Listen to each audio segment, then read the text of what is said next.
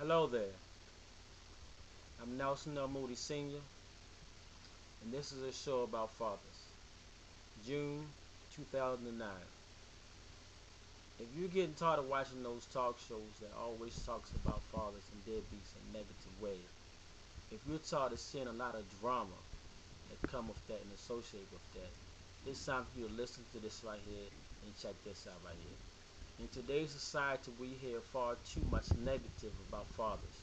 You hear issues about absenteeism, incarcerated fathers, fathers isolated from their child or children and not being involved at all.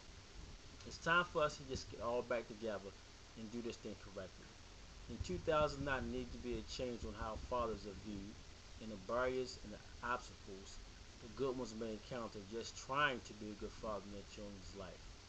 Statistics tells us that crime, teen pregnancy, high school dropout, drugs, and other negative behaviors are associated with fatherless children. Now, those statistics are real deep.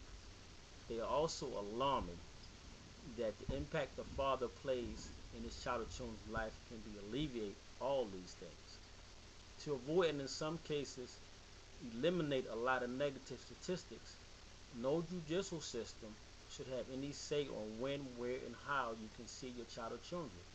But because we live in the society we live in, at times the judicial system must intervene when children are at an issue. A newspaper ad from my hometown in Baltimore, Maryland, ran this article some time back. Should divorced dads get equal custody? 63% people said yes, 37% people said no. First of all, why would anybody want to take a poll on should a divorced dad have equal custody with his child or children? It took two people to make this child or children. I don't know who thought about that. In Maryland, House Bill 833 was introduced in 1993 to the Senate as a part of a bill that would put fathers with more leverage when it came down to custody of their child or children. That's layman's terms and it's very simple. It died in the Senate. The chairman of the Judiciary Committee did not vote at all. He was absent, but he knew about it. That's alarming. You're the chairman of the Senate, and you didn't show up, and you knew about it, and you didn't vote at all. After this barrier of the judicial system, if you have to deal with an angry mother, your situation being part of your child or children's life can be a nightmare. I've experienced that. I wrote a book, 2 books, entitled When a Judge Can't Judge, My Nightmare of the Court System in Baltimore, Maryland, and When a Judge Can't Judge, Part 2 Conclusion. These 2 books tell how I represented myself in the judicial system from the Circuit Court of Maryland and Baltimore City to the Supreme Court of the United States with no law degree. I went against attorneys and judges who could not handle my intelligence. How did I know that? I made it all the way to the Supreme Court with my paperwork.